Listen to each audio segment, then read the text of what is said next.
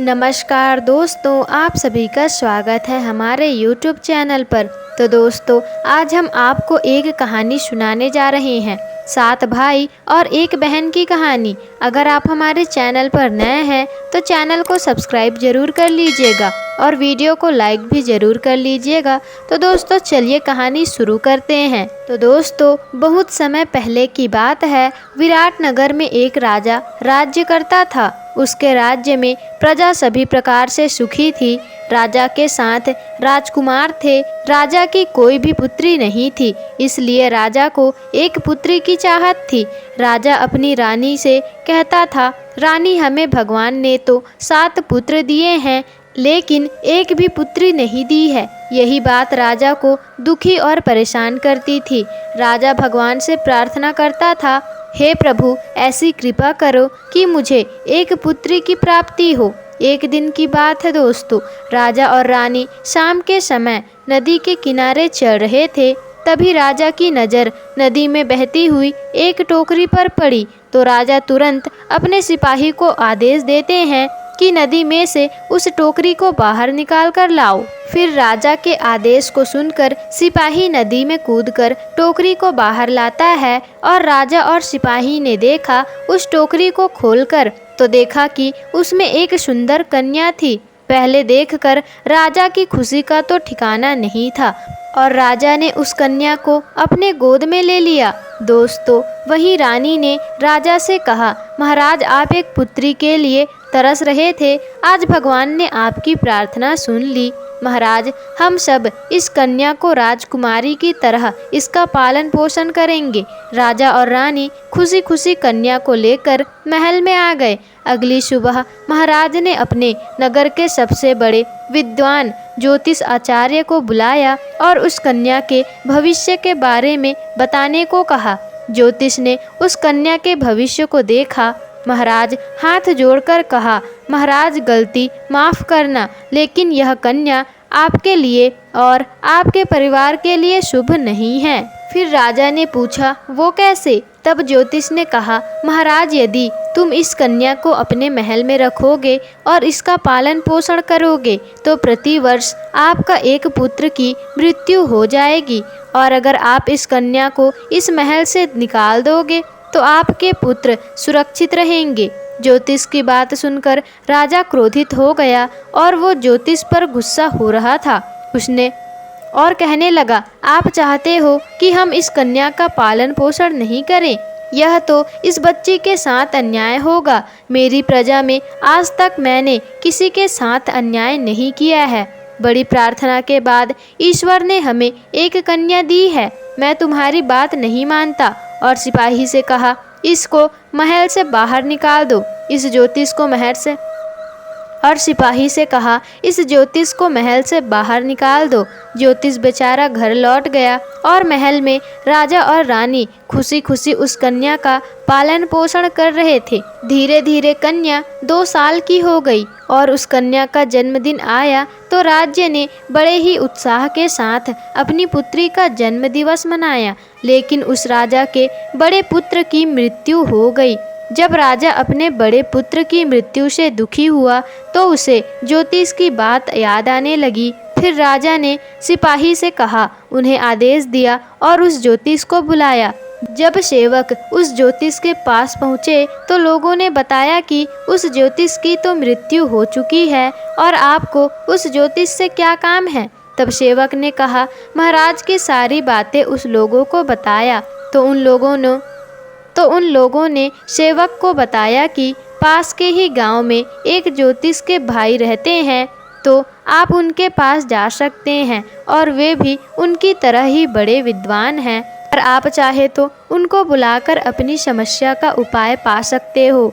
जब सेवक महल गया और राजा को सारी बातें बताई तो राजा ने कहा, ज्योतिष के भाई को ही बुलाकर ले आओ। और ज्योतिष के भाई को महल में बुलाया गया। वह बहुत बड़े पंडित थे और विद्वान था। और राजा ने ज्योतिष के भाई से पूछा कि जो तुम्हारे भाई ने हमारे कन्या के लिए भविष्यवाणी की थी। राजा ने सभी बात उस ज्योतिष को बताई। उस ज्योतिष का भाई एक महान विद्वान था। वो कहने लगा, महाराज, मेरे भाई की कही हुई भविष्यवाणी गलत नहीं थी। मेरे भाई ने जो कहा था बिल्कुल सत्य है। फिर वह राजा हाथ जोड़कर कहने लगा, तो पंडित महाराज हमें कोई उपाय बताएं। तब पंडित जी ने कहा, देखिए महाराज, अगर आप इस कन्या को महल से निकालकर अलग महल में रख दोगे और उसके चारों तरफ अग्नि जला दोगे तो आपको इसका कोई दोष नहीं लगेगा और ना ही आपके पुत्र को कोई हानि होगी। अब राजा ने उस कन्या का दूसरा महल बनवाया, जो एक छोटा सा घर ही था, और उस घर के चारों ओर आग जला दी और उस कन्या को उस घर में रहने के लिए सुख सुविधा और सब दास दासियों के साथ उस कन्या को उस घर में रहने के लिए छोड़ दिया। अब राजा के पुत्र जो उनके साथ कोई हानि नहीं हुई। राजा अब अपने बच्चों के साथ खुश था। धीरे धीरे समय बीत रहा था। राजा रानी अब मृत्यु की अवस्था में आ गए हैं और उनके जो बच्चे थे, जो 6 भाई बचे हुए थे, उनमें सबसे बड़े भाई का राज्य अभिषेक कर दिया गया और राजा रानी अपने प्रभु का नाम ले रहे थे। धीरे धीरे और समय बढ़ा और राजा रानी स्वर्ग सिधार गए और बड़े बेटे ने पूरे राज्य का कार्यभार संभाल लिया था। एक दिन 6 भाई राज दरबार में बैठे हुए थे। तभी 6 भाइयों में आपस में सलाह किया कि अब हमारी बहन बड़ी हो गई है और हम 6 भाइयों की भी शादी हो गई है, तो हमें अपनी बहन के भी शादी करवा देनी चाहिए।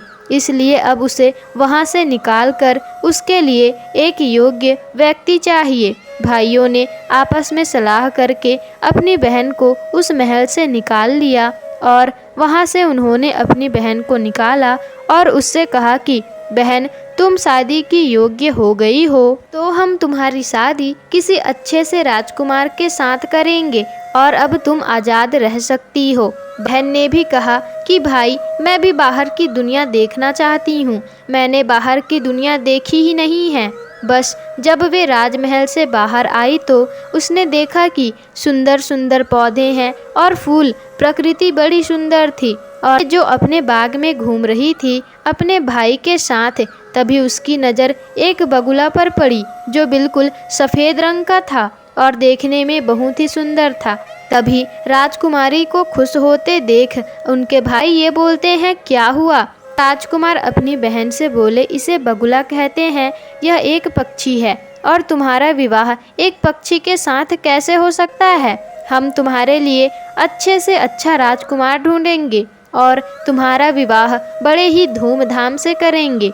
तब राजकुमारी कहने लगी, नहीं भाई, मुझे तो इस बगुला के साथ ही विवाह करना है। अगर आप मेरा विवाह इनके साथ नहीं कर सकते तो मैं अपने जीवन का अंत कर दूंगी, लेकिन किसी और दूसरे के साथ विवाह नहीं करूंगी। यह बात सुनकर 6 के 6 भाई परेशान हो गए। अब उन्होंने आपस में सलाह लिया। बड़े भाई ने राज पाट संभाल लिया और उसने अपने 5वें भाई से कहा कि तुम जाओ बगुला के राजकुमार खोज कर लाओ। 5 भाई एक रथ में अपने खाने पीने की ज़रूरत का सामान रख कर गए। जो बगुला जो राजकुमार की खोज में निकल पड़ते हैं और चलते चलते उन्हें बहुत समय बीत गया। अब उनके पास खाने पीने की सामग्री भी समाप्त हो गई थी और सबसे छोटा भाई बोला, चलो भाई, अब अपने नगर वापस चलते हैं, नहीं तो कहीं इस जंगल में ही हम भूख के मारे मर जाएंगे। तभी उन 5 भाई में से जो बड़ा भाई था वो बोला, तुम कैसी बात कर रहे हो? हमारे बड़े भाई ने हमें आदेश दिया है कि हम बगुला के राजकुमार को खोजें और नहीं तो हमारी बहन अपने प्राणों को त्याग देगी। इसलिए हमें बहन के प्राण बचाने के लिए यह करना ही होगा और बगुला का राजकुमार खोजकर उससे उसकी विवाह करनी होगी। 5 भाई दुखी होकर जंगल में आगे चल दिए। वे खूब चारों दिशाओं में उन्होंने देखा, लेकिन उन्हें बगुला का राजकुमार कहीं भी नहीं मिला। उदास परेशान 5 भाई चले जा रहे थे। तभी जंगल में उन्हें एक ऋषि मुनि मिले और 5 भाई ने उन्हें नमस्ते किया। ऋषि मुनि ने उनको पूछा बच्चों तुम इतने भयानक जंगल में क्या कर रहे हो? तो पांचों राजकुमार ने अपनी सारी परेशानी और कहानी ऋषि मुनि को बता दी कि कैसे उनकी बहन ने बोला है कि वह विवाह करेगी तो बगुला के राजकुमार से ही करेगी। यह सुनकर ऋषि मुनि बोले, राजकुमारों, तुम्हारे चेहरे की उदासी देखकर मैं समझ रहा हूँ कि तुम जरूर परेशान हो, इसलिए तुम बगुला के राजकुमार को खोजना चाहते हो। तो दक्षिण दिशा में चले जाओ। यहाँ से 50 किलोमीटर की दूरी पर राजकुमार बगुला का जो राजकुमार कहाँ रहता है। पांचों भाई खुशी खुशी जा रहे थे और कुछ समय पश्चात वो बगुला के देश में पहुँच गए, जहाँ पर सब चीज़ सफ़ेद रंग का था। सब लोगों ने सफ़ेद रंग पहन रखे थे। सफ़ेद रंग की मिठाई, सफ़ेद रंग का फूल, हर चीज़ सफ़ेद रंग का था। महल भी सफ़ेद रंग का ही था। जब वो राजकुमार के पास गए तो जो बगुला के राजकुमार था और पांचों राजकुमार ने जो बगुला के राजकुमार से अपनी सारी बात बताई कि कैसे वो खोजते हुए यहाँ तक आए हैं और वे उनकी बहन का विवाह उनके साथ करना चाहते हैं। अगर बगुला के राजकुमार से हमारी बहन का विवाह नहीं हुआ तो हमारी बहन अपनी प्राण त्याग देगी। बगुला का राजकुमार बोला, ऐसी बात है तो ठीक है, मैं तुम्हारी बहन से शादी कर लूँगा, लेकिन देखो बगुला की जाति बहुत ही ज्ञानी होती है। मुझे तुम्हारी बहन की कुछ परीक्षा लेनी पड़ेगी और वह मेरी परीक्षा में पास हो गई तो मैं उससे विवाह करूँगा। अब पांचों भाई ने एक पत्र लिखकर अपनी बहन को बुलाने का निश्चय किया और पत्र जब बहन को मिला तो बहन ने अपने बड़े भाई से आज्ञा मांगी कि वो बगुला के देश जाना चाहती है। बड़े भाई ने उसके साथ 2 दासी और एक सैनिक और एक टोकरी जरूरत की सामान उसके रथ पर रखवा दिया और बहन को भेज दिया। एक घोड़े पर बैठकर उसकी बहन और दासी उस दिशा में चले गए जहां बगुला के राजकुमार थे। चलते चलते राजकुमारी को नींद आने लगी और जो दासी थी वह बहुत ही कुटिल थी। उसने सोचा राजकुमारी को मार दिया जाए और उसकी जगह मैं अपनी बेटी का विवाह उस राजकुमार से कर दूं, तो वो मेरे तो दिन फिर आ जाएंगे और मेरी बेटी भी राजकुमारी बन जाएगी। यही उसके मन में विचार आने लगा, लेकिन वे अपनी योजना कैसे सफल करे, यही सोचकर उस योजना पर काम करने लगी। दासी ने जो अपनी योजना अपने मन ही मन बना ली थी और सैनिक को लालच दिया और उन्हें कहा कि जो खजांची है वो मेरा जानकार है, अगर तुम मेरा साथ दोगे तो मैं तुम्हें 1-1 किलो सोना दिलवा दूंगी। जो सैनिक था वह थोड़ा भोला भाला था तो उस दासी के बहकावे में आ गया। राजकुमारी सो रही थी तो उन्होंने राजकुमारी को जंगल में ले जाकर एक दलदल में फेंक दिया और वहां से लौटकर आ गए। अब बेचारी राजकुमारी दलदल में फंस गई और फिर बचाओ बचाओ चिल्लाने लगी, लेकिन वहां उसकी रक्षा करने वाला कोई भी नहीं था। इधर राजकुमार अपनी बहन के आने की राह देख रहे थे कि अब हमारी बहन आएगी तो बगुला के राजकुमार उसकी परीक्षा लेंगे दोस्तों और उसका विवाह धूमधाम से होगा। उन्होंने बगुला के राजकुमार से कहा था, देखो हमारी बहन बहुत ही सुंदर है। बगुला के राजकुमार ने बोला था, ठीक है, यह उनके परीक्षा होने के बाद ही पता चलेगा। उधर वो दासी अपनी बेटी को लेकर आ रही थी और महल में पहुंच गई है और बगुला के राजकुमार के सामने आ खड़ी हुई। तब दासी की बेटी जो दासी ने उसे कहने को कहा था, उस दासी की बेटी ने बगुला के राजकुमार से कहा कि मैं उन 7 भाइयों की बहन हूँ, अगर आप मुझसे विवाह करना चाहते हैं तो यह तो मेरी किस्मत की बात है और मेरा तो नसीब खुल जाएगा कि आप जैसे राजकुमार की पत्नी कहलाऊंगी मैं। फिर बगुला के राजकुमार बोले, ठीक है, लेकिन पहले तुम्हें अपनी बुद्धि की परीक्षा देनी पड़ेगी। तुम अगर उन 6 भाइयों की बहन हो तो तुम्हें मेरी एक पहेली का जवाब देना होगा। राजकुमार ने कहा कि ऐसी कौन सी संख्या है जिनको जोड़ने और गुणा करने पर एक ही संख्या आ जाती है। अब दासी की बेटी तो ना ही वो इतनी बुद्धिमान भी नहीं थी, तो वह उनके प्रश्न का जवाब नहीं दे पाई। तो बगुला के राजकुमार को बड़ा गुस्सा आया। जो 6 भाई राजकुमार थे उन्हें बुलाया और उनसे कहा कि तुमने मेरे साथ धोखा किया है।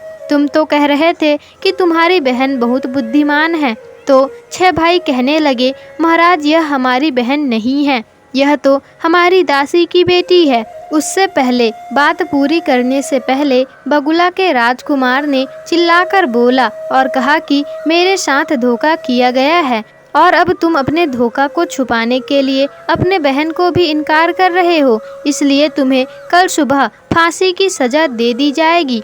और बगुला के राजकुमार ने उन 6 भाइयों को जेल में डाल दिया। अब अगले दिन उन्हें फांसी होनी थी। अगले दिन सुबह के समय 6 भाइयों को बाहर निकाल दिया और उन्हें फांसी की सज़ा दी जा सके, इसलिए क्योंकि बगुला के राजकुमार को यही लग रहा था कि उन्होंने उनके साथ धोखा किया है और धोखे की सज़ा सिर्फ मौत होती है। जब उन 6 भाइयों को फांसी लगने की तैयारी चल रही थी, तभी राजकुमार दौड़ी दौड़ी महल में आई और बगुला के राजकुमार से कहती है कि राजकुमार, मैं इन 7 भाइयों की बहन हूँ। यह 6 भाई मेरे ही भाई हैं और 6वां भाई राज्यपाट संभाल रहा है और मेरे भाइयों को छोड़ दीजिए और जो भी मेरे साथ समस्या आई है वह सब मैं आपको बताऊंगी कि मुझे कैसे देरी हुई। बगुला के राजकुमार ने बोला कि तुम कैसे बोल सकती हो कि तुम ही राजकुमारी हो। अगर तुम मेरी पहेली का जवाब दे दो तो मैं समझ जाऊंगा कि तुम ही राजकुमारी हो। तभी बगुला के राजकुमार ने उसे वही पहेली पूछी कि ऐसा कौन सा संख्या है जिसे जोड़ने और गुणा करने पर एक ही उत्तर मिलता है, एक ही संख्या आती है। तब वे राजकुमारी कहने लगी, महाराज 1 2 3 एक ऐसी संख्या है जिसे जोड़ने व गुणा करने पर एक ही संख्या आती है। बगुला के राजकुमार बहुत प्रसन्न हुए। वे राजकुमारी की बुद्धि से बहुत ज़्यादा खुश हुए। उन्होंने 5 भाइयों को छोड़ दिया और राजकुमारी से पूछा कि तुम इतनी देर से क्यों आई हो, इसका क्या कारण है। तभी राजकुमारी कहने लगी, महाराज ये दो जो माँ बेटी खड़ी है ये मेरे दासी है और यह इसकी बेटी है। इन लोगों ने रास्ते में मुझे जो दलदल है उसमें फेंक दिया था। लालच में आकर अपनी बेटी का विवाह आपके साथ करवा दूंगी, यह सोचकर जो फिर मेरी आवाज़ सुनकर जो भेड़ चराता है वो उधर निकल कर आया और उसने मुझे उस दलदल से बाहर निकाल दिया, नहीं तो मेरा वहीं पर मृत्यु हो जाता। मैं तो बड़ी मुश्किल से यहाँ तक दौड़ कर आई हूँ। जब राजकुमार ने यह सब बातें सुनी तो उसे तुरंत उस माँ बेटी को और उस सैनिक को मृत्यु दंड सुना दिया और फिर उनके 5 भाइयों को मेहमान गृह में आराम करने को कहा। उनकी खूब सेवा हुई और इस तरह से राजकुमारी और बगुला के राजकुमार अपने सुखी जीवन जी रहे थे। बगुला के राजकुमार भी ऐसी सुंदर राजकुमारी को पाकर बहुत खुश थे। तो दोस्तों, आपको यह कहानी कैसी लगी हमें कमेंट करके ज़रूर बताइएगा और अगर आपको वीडियो अच्छी लगी हो तो वीडियो को लाइक शेयर कमेंट और चैनल को सब्सक्राइब ज़रूर ही कर दीजिएगा।